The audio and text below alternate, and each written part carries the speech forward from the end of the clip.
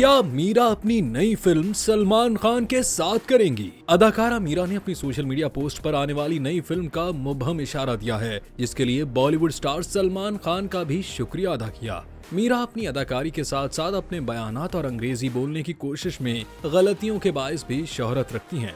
आजकल मीरा एक और मुबहम पोस्ट के बायस जेरे बहस हैं, जिसमें उन्होंने अपनी नई फिल्म लॉन्ग डिस्टेंस का ऐलान किया है।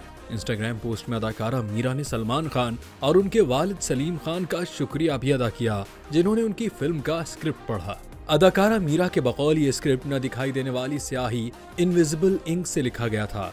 उन्होंने कैप्टन नवीद और एमिरेट्स का भी शुक्रिया अदा किया।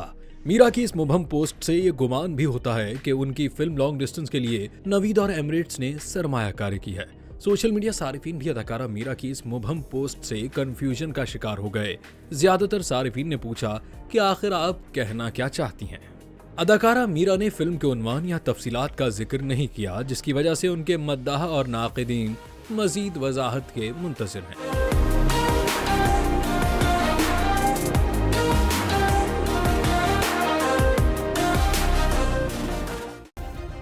सब्सक्राइब करें और बेल दबाएं ताकि कोई खबर रह न जाए।